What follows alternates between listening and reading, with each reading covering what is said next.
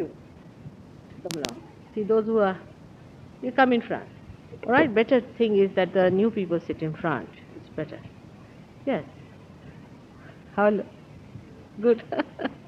Very good. Aha. Hmm.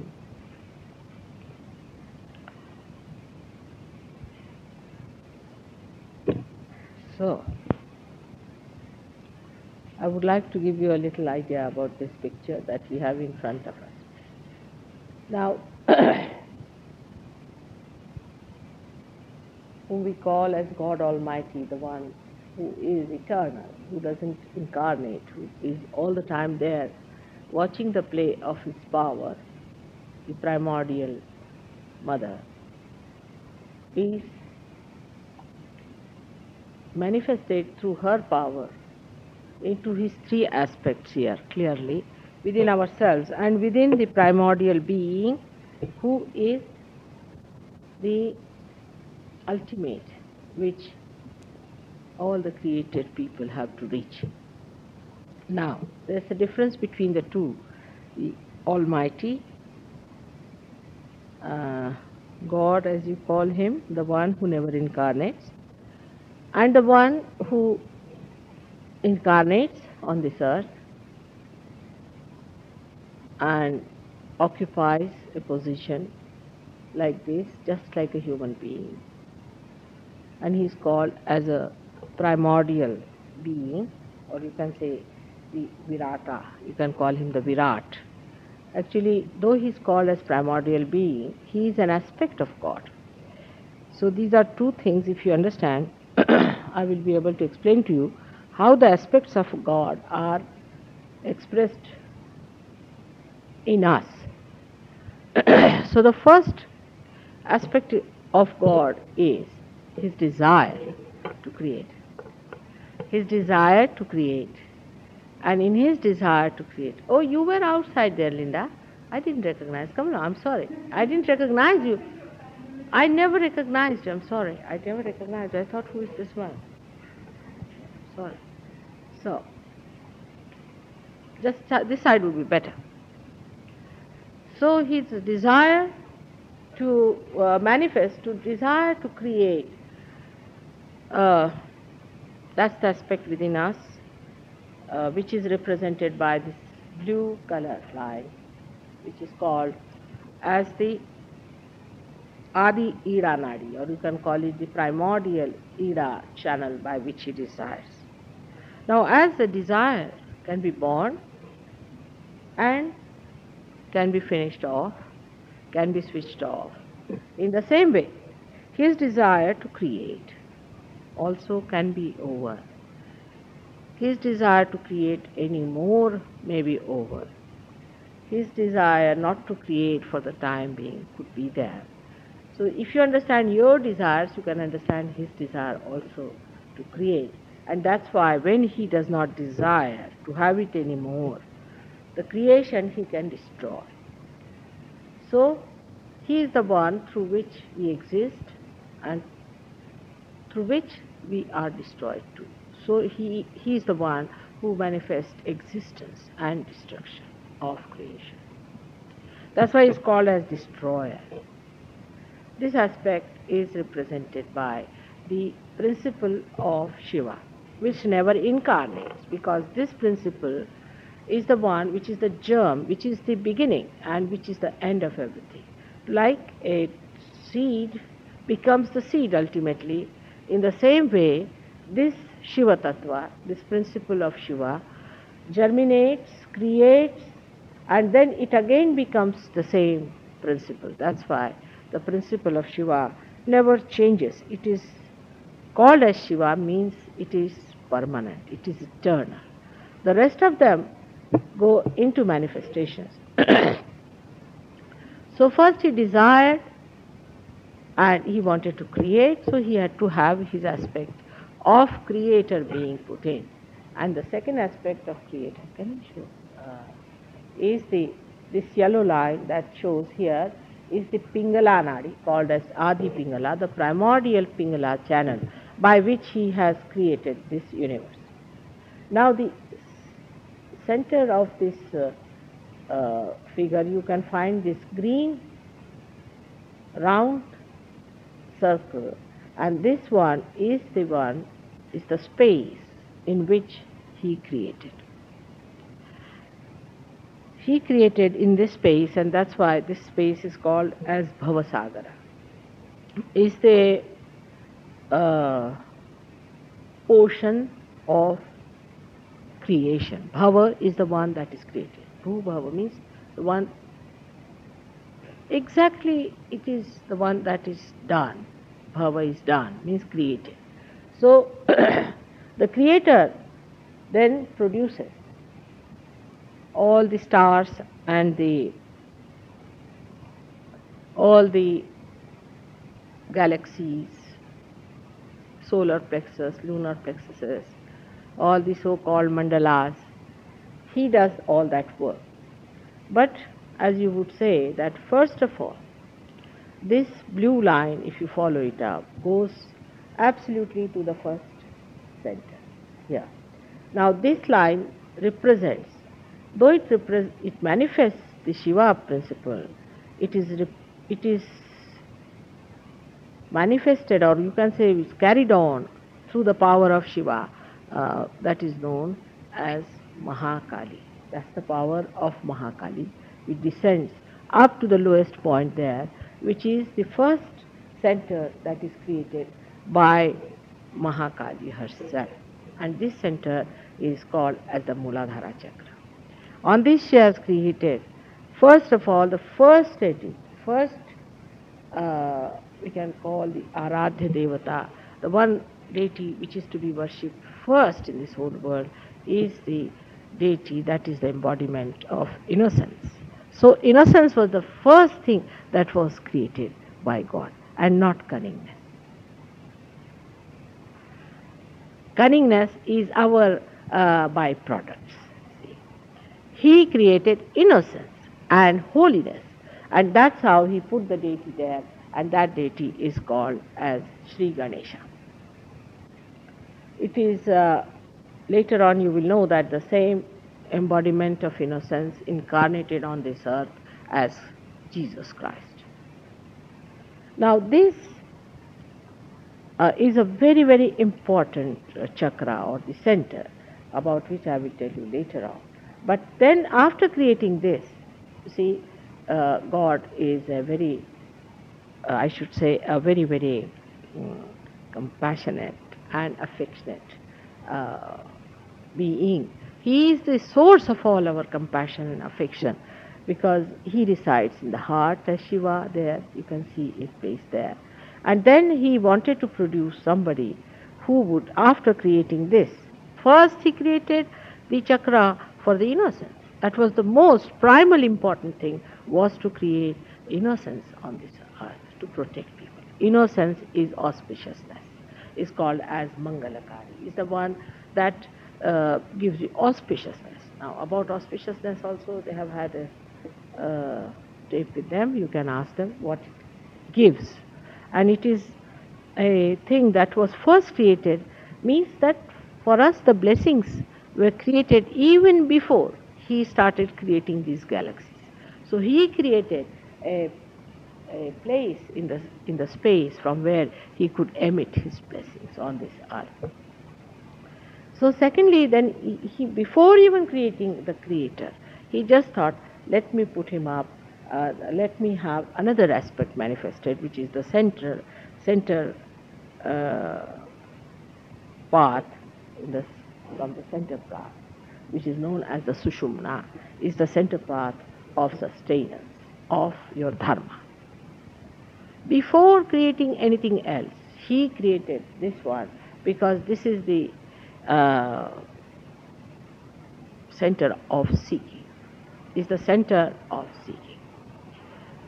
And this seeking was created even from the smallest of animals, you know. When amoeba was created, he had a seeking, otherwise he would never have evolved. And of course the seeking changed its mode and its tone, but there was a seeking first implanted at that point, and for that he had to create a deity of his aspect of sustenance, which was called as Sri Vishnu. His power is Mahalakshmi, which is that channel, is the central power. Now the third one that he created out of it actually, yeah, is that from here, what he did first of all, from here, he went forward. From here to this line, and this after this line, just like a and both of them do is very much similar because just because two forces and the creator is the memory and this power is called as the power of Maha Saraswati. So you have got three powers of Maha Kali, Maha Saraswati and Mahalakshmi. This universe then was created through galaxies and through many, solar systems. And if you happen to read one of the so-called article of mine on solar plexus or on the creation itself, you will know how we were created very carefully. How the earth was created, how it was taken away. Part of it was taken away from the sun, taken very far away first, and then adjusted, brought to a point where life could grow.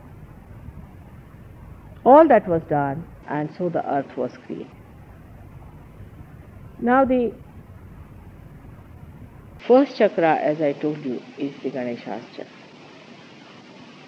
Now this chakra is most important for us because this is the center of Sri Ganesh, who is the son of Mahakali's residual power, which we can call as the Gauri. It is that you can see in the center is also called as the Kundalini. After creating the whole thing, desiring the whole thing, he put part of that, that's why we call it residual power, into that Kundalini, the Adi Kundalini, which would record all that is happening within. And later on, when the time comes, it would give you your second birth. So this is the Kundalini here. It is placed in 3.5 coil, because 3.5 coil brings forth eternal movement, like your watches which are say automatic are also have got 3.5 coils, just to put it in automatic way. That's how this idea must have come to somebody that we should put 3.5 coil to have automatic watches, you see. So this is the 3.5 coil there placed, and that's the mother. That's the mother, that's the virgin, that's the one sitting down there. Now this is the mother who had not yet met her husband but was married, but still a virgin. And a story is very interesting how she created Ganesha. She was worried that somebody may come inside the bathroom. So she, out of her body, these things, what you call the mala, the dirt on her body, she took out some soil or clay that we use in India for washing the hands. And our clay is very good. And she put all the clay and took it out and made out of that a Ganesha and put him down there at that point, because she wanted somebody to protect her. Somebody has come. If you lock the door, how will I? No, it's all right. So this protection was created there for her, but actually that's the one is also protecting her protocol. That means this chakra nobody can enter into, nobody can touch it. Through this center, anybody who tries to come in will be punished. Now those people who say that Kundalini can be risen through sex or I must say either sadly mistaken or are sinister people. Because that's the center is to protect her protocol. He never would allow anybody to enter through that point, because that is the point which regulates and controls the sex. So that is a very, very holy place through which you cannot enter. The reason is, say if there is mud and if there is all kind of filth, best thing is to put there the most purest form of deity who never gets embellished or who does not get hurt or in any way involved into that filth. So he being the purest, he was placed there. Like Christ came on this earth to a place like horrible place like Bethlehem and all these, just because there was no other way out. See, he was the only one who could come there and sustain these people who wanted to crucify him later on. So he came down later, but this embodiment of innocence was put there. Innocence is a thing which never is cunning and intelligent as you think intelligence is supposed to be. It's a very different type of intelligence it has got, that it just works out. You may be any amount of intelligence you may have, and you may try to trick the innocence by any chances or by any sort of fraudulent ways. You cannot cheat. Innocent is above all that, and that is what was very important, and that's why he was placed there. Now, the people who have been practicing this kind of a nonsensical stuff like going to Kundalini through the sex are really doing a very abusive and horrible thing to their own mother, who is the Kundalini. Kundalini is your mother. She has been with you for ages, and she has been waiting for this day when you could get your realization. So those who try such tricks on the Kundalini, on their mother, you can imagine how much they should be punished. That's why so many people get all these horrible experiences of getting blisters in the body, they get heat in the body, sometimes they get temperature and they get stuck up, and all sorts of things happen because of this kind of unauthorized behavior. The another thing could be to freeze this Ganesha is to become a person who is absolutely running away from sex. One does not have to run away from sex, because sex is one of the activities of Ganesha, because he is a child. He doesn't understand what sex is. He is abodh, he is innocent. He doesn't know that sex is something, you see, he has no consciousness of it. Like a child, when he sees sex, for him it is just like seeing flowers or nothing. He doesn't understand it. After a certain age only people start understanding it. So those people who also run away from sex are equally the same, because there's nothing to run away and there's nothing to run to. It has to be understood at this point that sex has to be a very sacred and a secret thing between two personalities, that is husband and wife, who should be really married collectively. Marriage which is done secretly somewhere and marriage secretly done somewhere is always brings problems. So marriage must be done in an open way and should be sanctioned collectively. Marriage is not an institution came to in human beings from somewhere outside, but it has come to them from within. God himself has brought this institution within them, and it is to be respected in full way. And family life is the basis, absolutely the basis of human beings. Every human being must have a nest to grow when they are children. We are playing havoc with this principle of family life everywhere, and we are really out to ruin our children through abandoning the norms that are required for a human life. I mean, we have taken up everything into our hands, you see, as if we can do whatever we feel. Perhaps by that we do not realize how we are giving no fair chance to our children to grow in a proper, secure place. So family life is a very important thing and must be dealt with in a way that the way you do a puja, you do a worship. The home is a temple where you must have all the holy things to give children the holiness, the innocence that is required for them to continue. Here, if you find now the children are so precocious, sometimes you're shocked the way they are precocious because the parents talk all these things in their presence and they say, what's wrong? Like you are teaching children about sex. What is there to teach? I really can't understand. What is there to teach? Every dog, all these birds, everybody, they know what is sex. Now human beings need a teaching out of it. Indians who are supposed to be most uneducated people, they are doing much better than all of you are doing here. It beats me to understand how your people start thinking about teaching everything, even sex.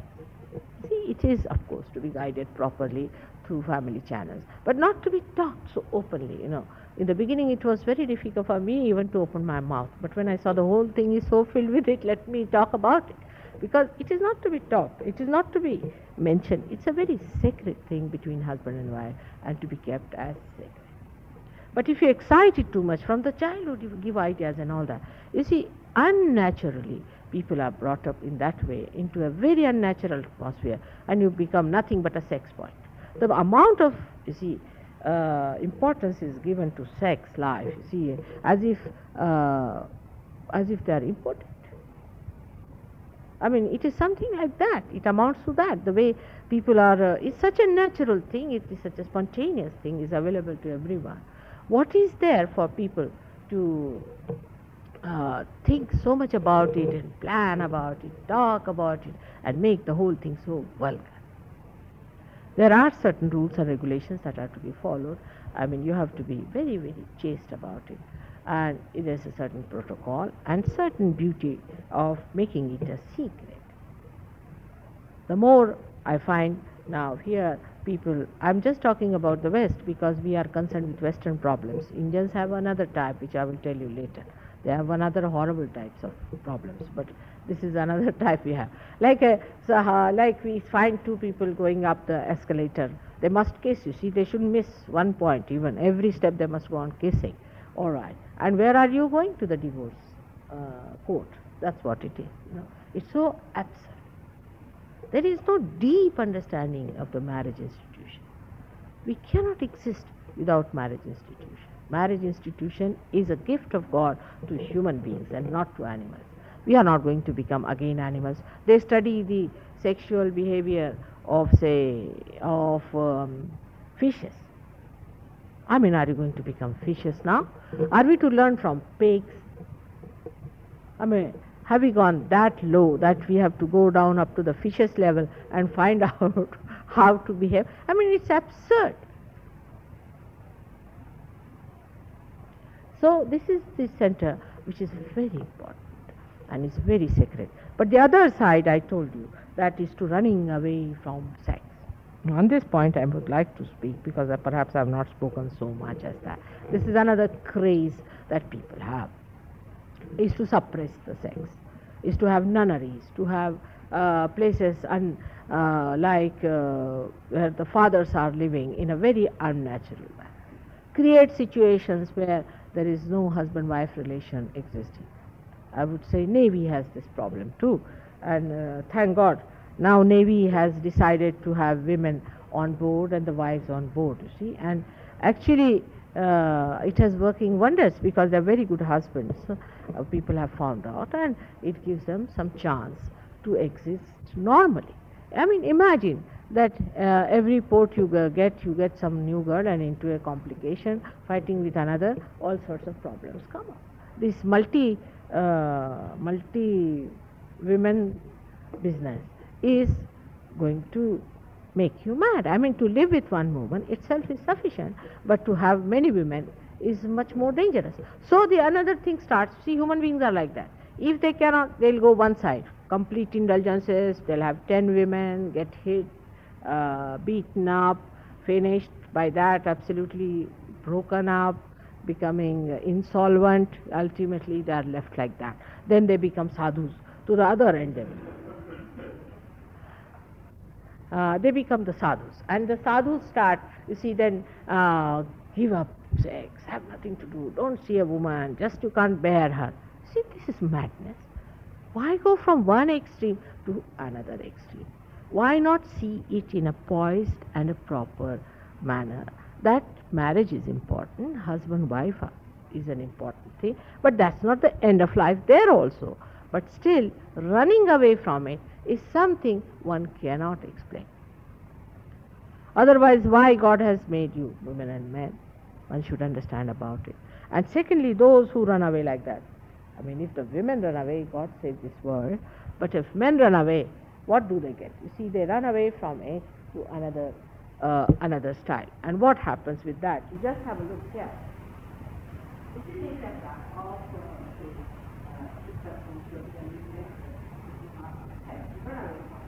now there is no way. You cannot go with this one because this is the one. This is the intelligence. Where do you go? Just your attention is just from where you go. There is no attention at all. No attention there. Your attention comes here.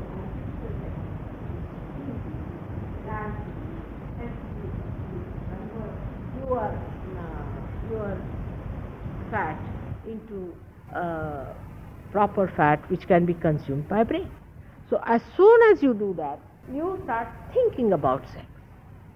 That is what it is. People are not spontaneous, but they are thinking. They'll plan out about it, everything is planned out, and then what happens? You start thinking about it, but you don't have any sex. So the people who say we are nuns, they are thinking about it all the time. But they do not have the actual thing which should be done. It would be something like eating food with your nose. Try to push your food through your nose. You see that there is no thinking needed for this, and you start thinking about it. So they start thinking. How can they get rid of it? You just tell. There's no sublimation, so-called sublimation and all that nonsense. There is no chance of sublimation. Only the attention will move. How will you sublimate this part when there is a barrier here? And this one is just a special one sitting there with a big rod in his hand. We call it as the parasha. How do you cross that point? You cannot just cross it. So what you do, you remove your attention from there and put it there. Now this is the one which we call as the also called as the sun, or the sun. So you move towards the sun, and that's why people are such of sun. Now, then burn your body. You see, you will not have sex, but burn your body and make yourself look what you call that brown color, and do all kinds of nonsensical things to your body. Be unkind to it. Try to do your level best to ruin it. That's what you do. And then this sun line starts acting. Now, sun line takes you away from the left side. You see that if too much activity starts here, this becomes something. Your whole attention goes on this side and this side. That's why you become extremely dry. I mean, I would say Hitler. Hitler was nothing but this. Hitler had no feelings left in him at all. There was no emotional thing left in him. He was drained out. And all these yogis also of this type have this. Like we had a guru in our Durvasa. I mean, if he looked at somebody, he would burn off. Just imagine. Such horrible ones. What are they going to do for the emancipation of human beings? What are they going to do for the kalyana, for the betterment of human beings who haven't got a grain of love within them? All your idea of love is drained out. Then you must have heard about these gurus, that the way they are. Most of them I've seen, even the realized ones, needs lot of love within them. I've seen so many realized ones also, but they believe in beating the people.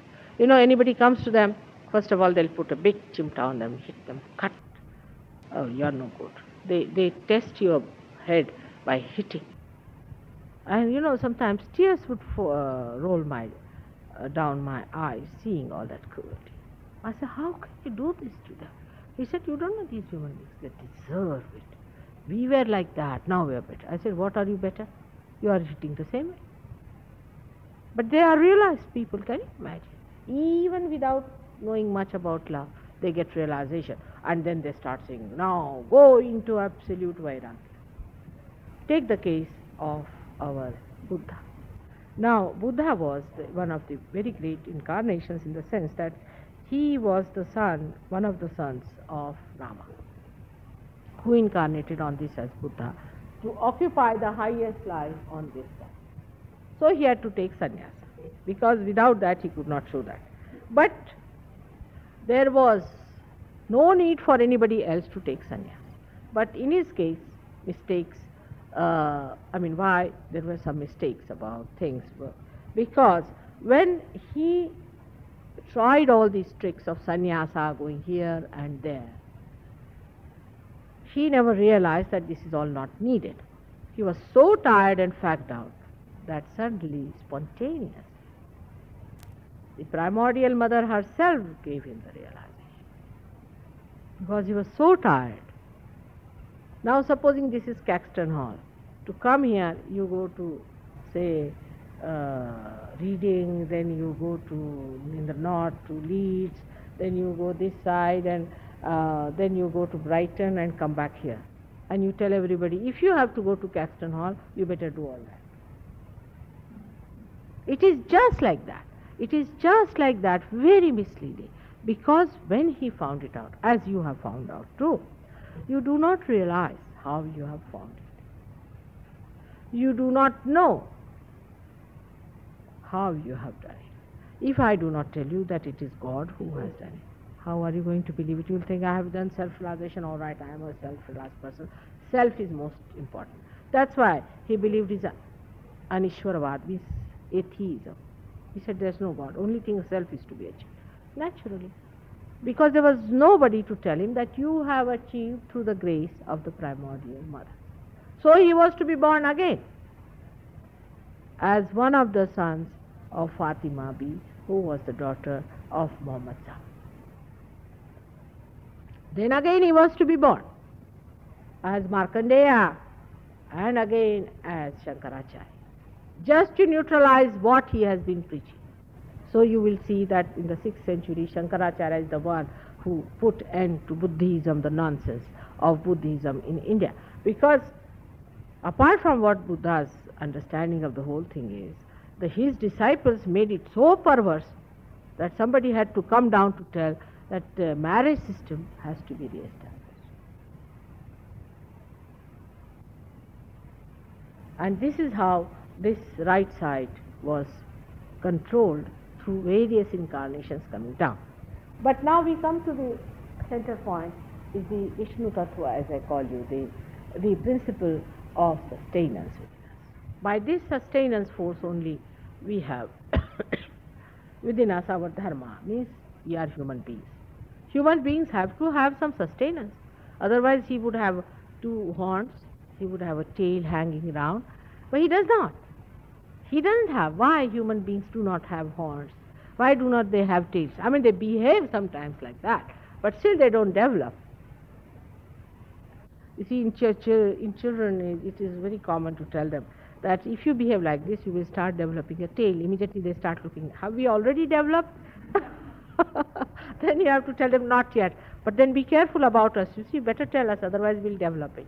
So this is how we are, that we are human beings. If we were not human beings, our noses would have been like that or could have been like that. But we are human beings, that's why we have a particular type of a face, we have a particular type of eyes. You have seen in the animal kingdom how the eyes are placed, like fishes, how their eyes are placed according to their environment, according to their evolution. Now why should we try to be fishes? Have you got eyes like fishes? We are human beings, we have to be human beings. And the human beings have got, as in the 4 Varanas they are described, they have to move in a evolutionary process with their understanding. This is the biggest difference between a human being and animal. So far, from animal to this stage, you do not know how you came up. You never felt your evolution. You never knew that how you evolved into it. But only when you have become a human being, you can feel it. That's why your evolution had to be in such a manner that you can feel. And you have also got a special faculty of deciding for yourself, of freedom, by which you develop yourself in such a manner that you can feel it. The fishes never felt it, the amoeba never felt it. It's only you who can feel your evolution, because you are at the topmost position of evolution. And if it has to move forward, it has to be in your own awareness, with all respect to your freedom. So freedom was given to human beings. Not only that, but also that they are going to see their own evolution within themselves. They are going to feel it. You will feel so different as soon as you are evolved. Because you are the highest. Human beings, if they had ever evaluated themselves, even if they had asked this question to themselves, why did I become human being from that insignificant amoeba? Then they would have realized, evaluated their value.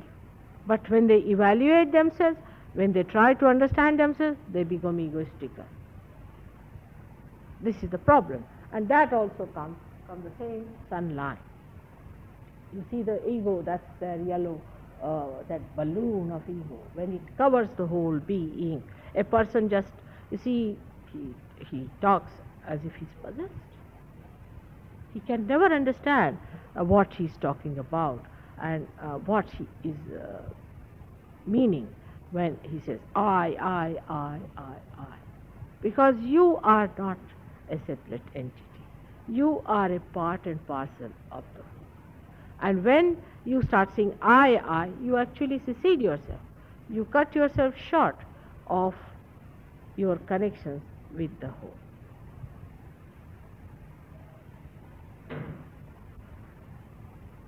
With this understanding, if you see here, the center chakra, which is what we call the Nabhi chakra, here the sustenance was established. And through its establishment, the seed for your evolution was created. So we evolve through our sustenance, through our evolutionary process, by which we have a complete incarnation of this principle of Vishnu, is Krishna, who is placed there. So, from this Vishnu Tattva, when you go around the Bhavasagara, till that point, you are still trying to come out of it. And at this point, you come out. And here is this concept. Normally, this place is occupied by the deity of which comes from here, normally. And then incarnate in this Bhavasagara, where the seekers are trying to find God. Because every time the seekers tried to find God, there were evil forces which tried to put it down. So she had to incarnate.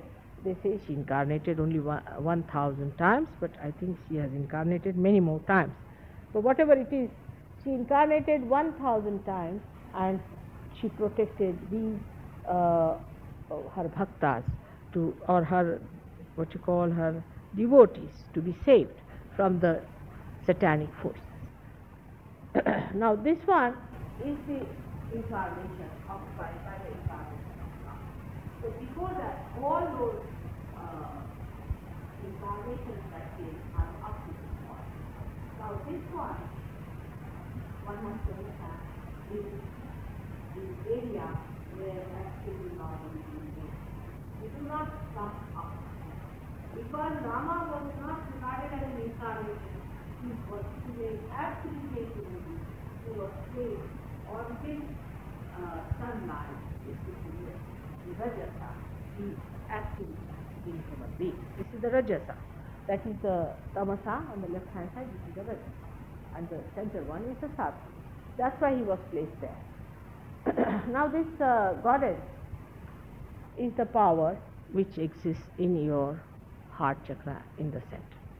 Now when the child is small, you must know that all the antibodies develop in the sternum, And these antibodies are actually the fighters who fight evil or any harm to the body. These bodies, what you call these antibodies, spread to the whole being, and after say 12 years or so, they start acting automatically, or you can say even spontaneously. Sometimes they are on their own because they are trained in this area, in the sternum area, how to fight the disease, how to fight the outward invasions.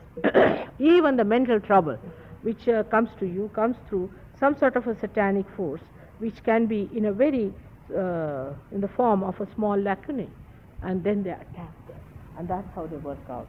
So this is the, in the sternum here is placed the power of the Durga, or you can call the mother of this earth, Jagadamba. She is the one who is the mother of this earth, and her power comes from the back here, where you have a center called as the Hridaya chakra, but we can say that it looks after the cardiac plexus in the human beings.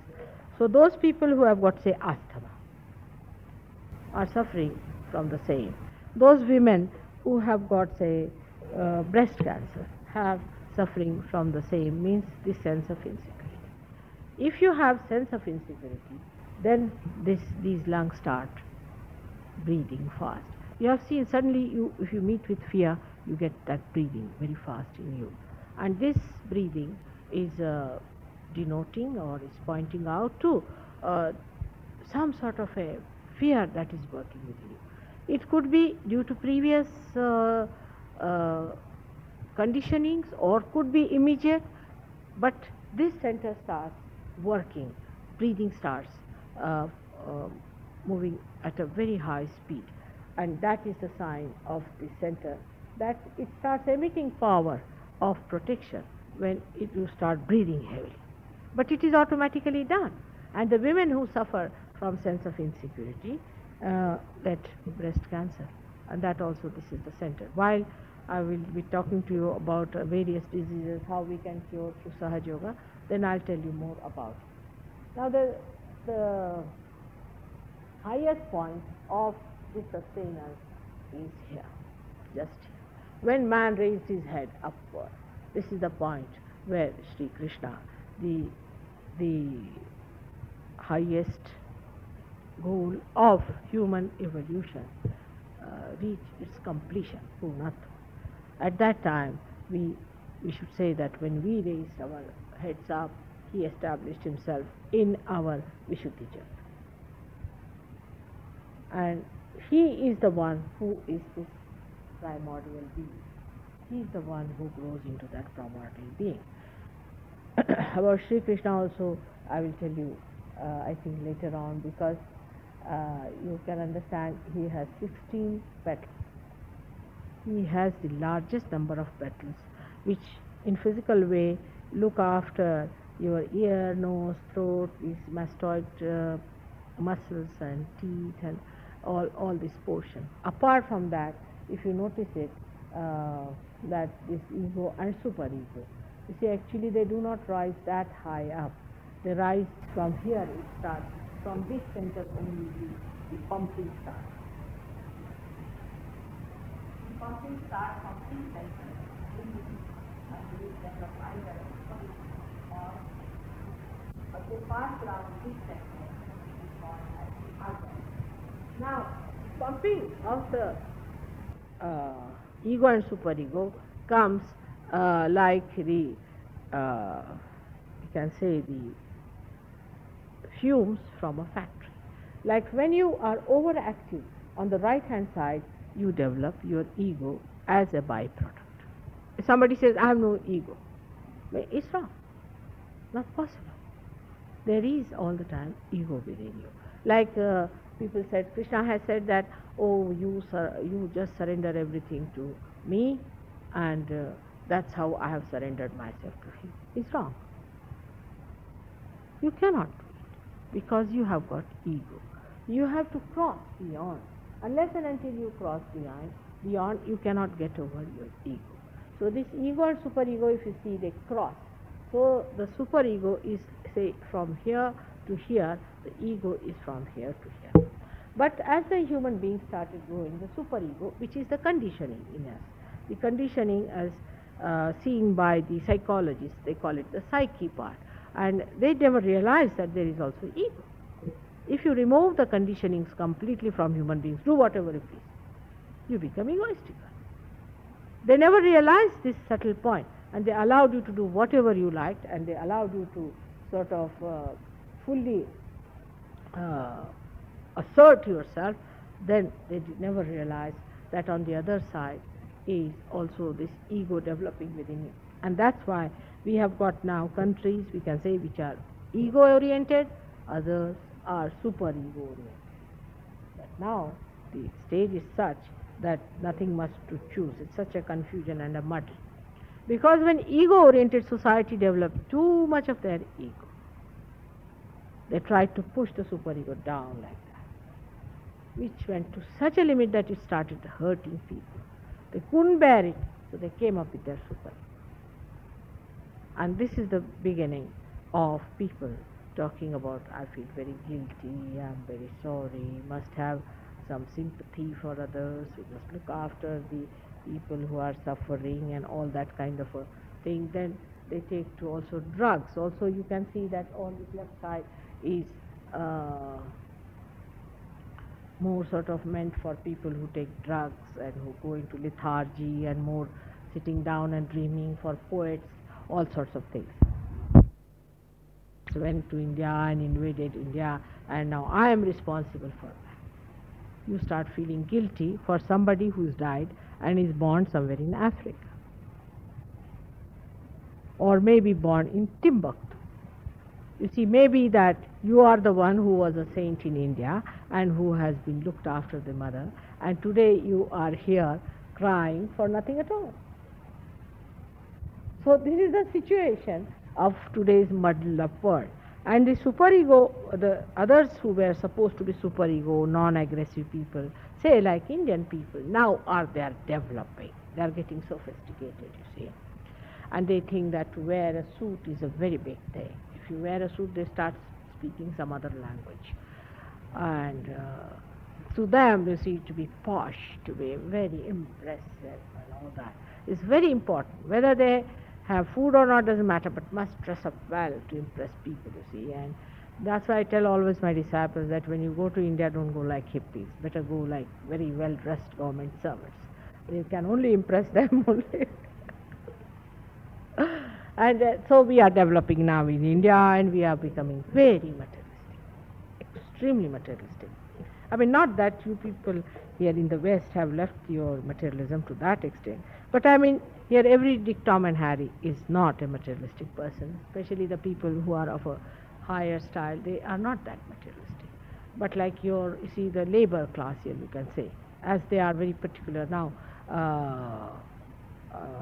Today was the budget day, last day, so all the shops were on and everybody was buying, even the Gillette blade and everything in the shops, you see. But the Indians would be the most, you see, because they must see what is happening here. As soon as, I wouldn't say Indians, all the Asians I would put like that. Not only Indians, but because you see, when they come to England, they see in the shops, see, they make the list of saris they have to take home, they make the list of things they have to take home. They are equally the same as you have been long time back. Like, you will be amazed that once upon a time plastic was a big craze for you people here, and nylon was also once upon a time. Now we are trying to wear nylons for you. So it's a good exchange, I think. But this is what we are in the muddle. Either in the superego or ego, we cannot just fix the person. He could be one moment in the superego, one moment in the ego. He will be just going from one side to another. The thing that really gives you the balance is the sustenance, is the sustain, dharma. If you do not have that, then you could go shoot off like a pendulum from this side to that. But in dharma also there could be a problem, and that is one of the worst possible, is of fanaticism. So, I mean, if you try to make the dharma a fanatic idea, like none of these incarnations, like Muhammad Sahib, who was an incarnation of the primordial master, and all others like him, Moses, Abraham, any one of them who came on this earth, ever thought of fanaticism. Never they realized that when they told, don't do this, don't do that, some sort of people will take up upon themselves that we are the chosen ones, we are the great. I mean, this they could have never understood. And whenever they found it was happening, again they took birth. Again they took birth to tell people this is not that. To form any kind of a cult or an organization and religion is against God, is blasphemous. How can you organize God? You cannot.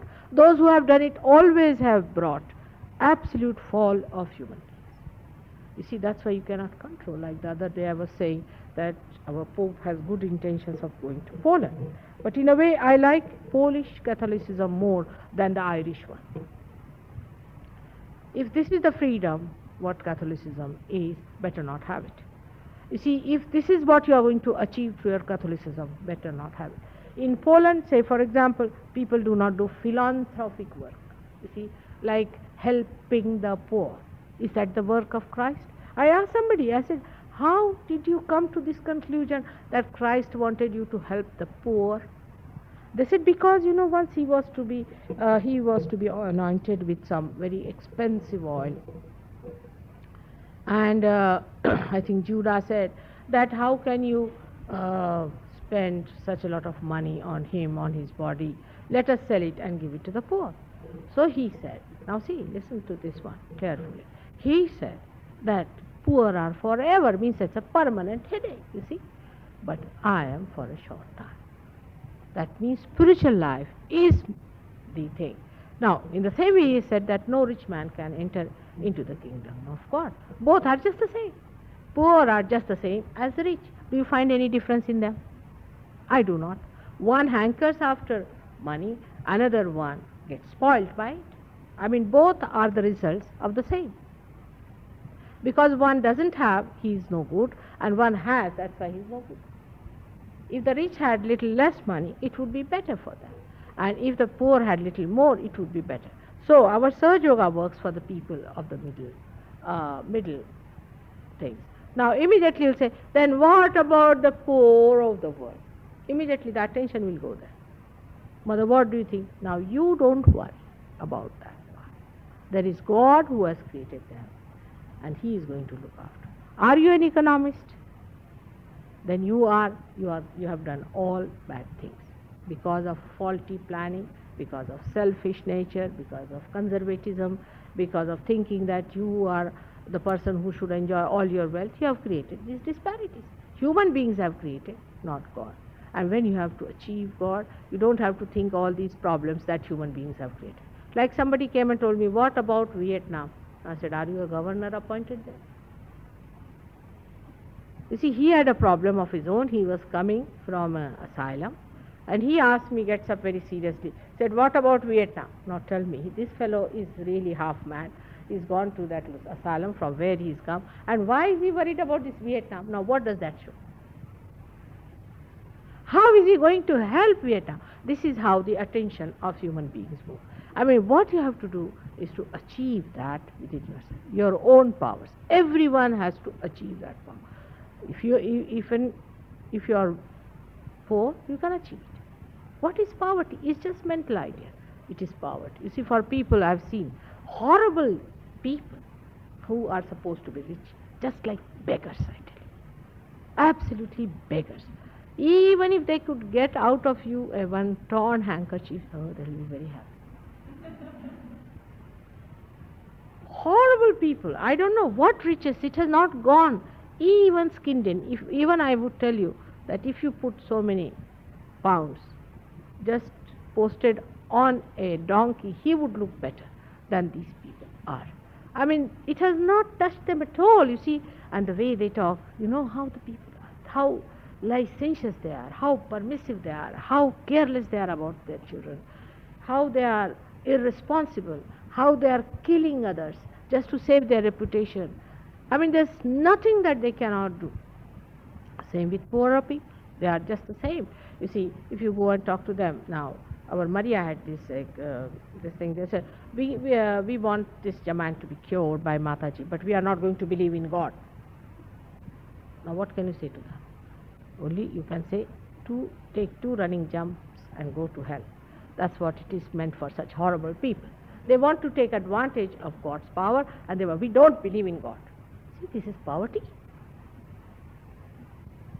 And the poorer they are, the worse they are in their arrogance, in their assertions, in their asking. They don't want to do any work, they want to have this, they want to have that. All these things will be only explained once they achieve God. Otherwise they will not know. They all must rise. I mean, that the way the churches have now become nothing but union offices. Labor union offices. See, poor people go there and confess to the priest. Now, it's madness. He cannot do anything to them. What is he after all? He himself is an ordinary human being. Ordained. Which by whom? God has ordained you. Or who has ordained you? All such organizations will only create headaches and people who have got nothing but some sort of an idea that there's something great. So you ask anyone, what are you? I'm a Catholic. What does that mean? I'm a, what you call that? Church of England. No? In India, especially the Indian Christians. If somebody is from Church of England, he will not look at the person from Church of Scotland. You should see Indians, you see, when they are Christians, you must see the way they are. Oh, we don't talk to them. I said, why? Because they're from Church of Scotland, you know, or Presbyterians, you see, or Lutherans. So according to them, they are the highest because Church of England. Now they must come and see the condition of Church of England to understand. You see, this is the trouble. It is really, I tell you, like lunatic people. It's absolutely like lunatic people. They are brainwashed completely. And by that they are not going to achieve anything. We have to achieve the reality. We have to know that we have to achieve. For that we have to stand by reality, face it moment and moment, and then the enjoyment of reality will be uncovered and will be absolutely manifested within. But we have to stand by reality and not go by thinking, I think Mataji you were wrong there. I said, where was I wrong? Because you know, you told us this and that's why I was wrong. I said, how do you know? I feel that way. Now how can you feel about what I'm thinking or what I'm saying? You have to then understand rationally. But when I say rationally, do you understand? Rationally I understand, but I don't feel that way. Now what is this feel? See, a thing which is told to you rationally must be understood rationally. And whatever is to be felt through heart. But they will feel a rational thing and they will think about the love. It is something absurd. That's why it is crazy. The attitude itself is crazy. So open out yourself, because there is an invitation. There is a great invitation for you to enter into that kingdom of God which is promised to you. You must know that God has created this earth. He has created you. He is not going to allow His creation to be destroyed, will He? What are you worried about? He is the one who is going to take you across. He is the one who is going to tell you each and everything that He has, to possess all the beauties, all the blessings that He has, to enjoy them. He is going to do everything for you. But when the boat is crossing, keep quiet. Don't run here and there. All the time the children are running from here and there. You go on catching them, come along, come along. Sometimes even they get drowned. Just keep quiet. Everybody is going to get it. Everybody is going to be taken into it. And everybody is going to enjoy it. For today I think it was quite a lecture, though I have told you that Christ is on this chakra has come, and that is the last chakra of Sahasrara, which opened on the 5th of May in India in 1970. And since then the new awareness has started dawning into people. The vibrations have started flowing, And it's a very great thing that you are born at this time, and you are the people, the foundations. You are the people who are going to receive it completely. I don't know about the future, what is going to happen to the future and all that, but I'm sure it is going to work out. And in this London, which is, I have always said, is the heart of the universe, we are going to do it with great understanding of the problems of the whole world. If heart is all right, everything will be all right, because through it everything is going to circulate and going to improve and going to nurture and going to develop this beautiful universe that God has created for us. But first thing you must know is to give up all your misidentifications and do not go on hankering on to them and again getting identifying yourself with them, but keep a complete alert attention on your progress in Sahaja Yoga. I'm sure it is going to work out. May God bless you all. Thank you.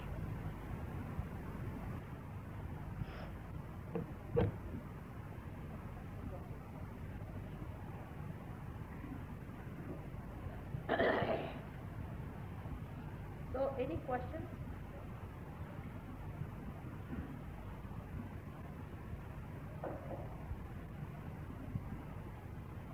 Now, ask questions which are related to this lecture of mine.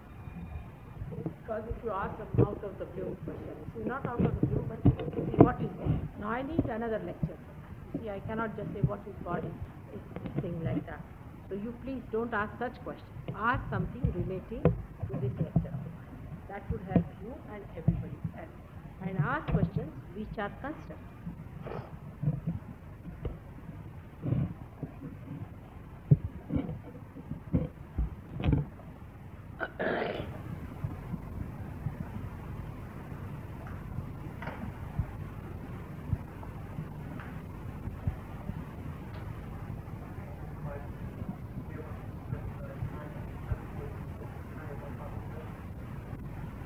That happened, that is the day when the Ama realization was established.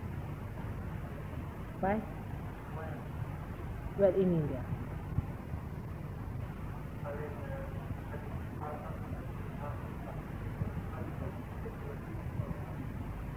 It happened in my brain. And it happened on a seashore in India. And I saw it. And of course I will tell you sometime how beautifully it worked out and how beautiful it was.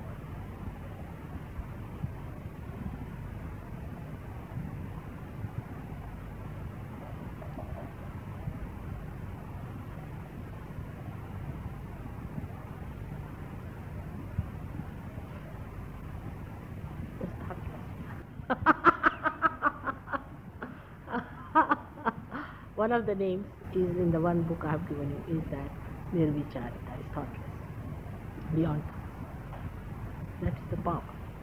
All right, so I bring you down. Now you think of some thoughts.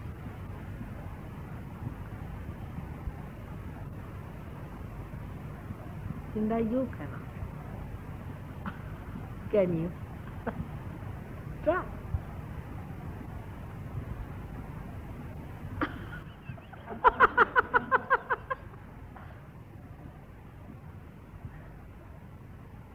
No, no. That's the fact. One must accept. You have crossed the Agya. You see, now you cannot. Enjoy it. Enjoy it. It's very good. Now you can see the thoughts also. Are you better now? Are you feeling better, Hester? Good. This is very beautiful.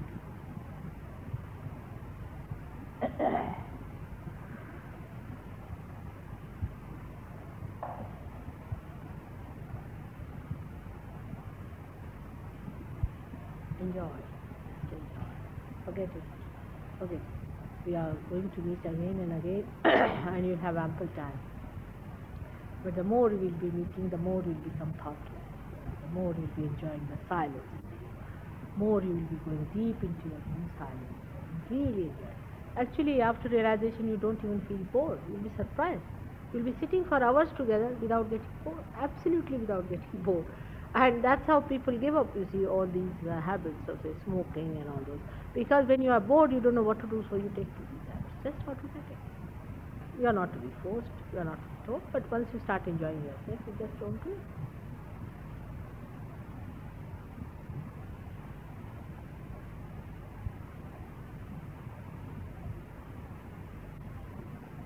कैसे बेटा तुम? Are you better ना? Not yet? क्या हो रहा? हाँ, बुखार और हाँ या हाँ हो हो या हाँ कसं का हाँ कसं या कसं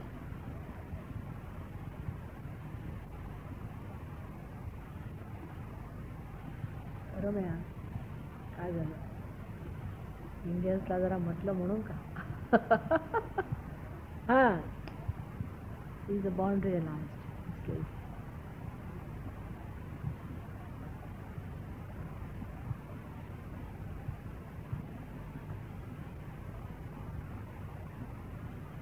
हां, मस्त आहे. चालेल, ठीक आहे. चला माझे मोठे पडले.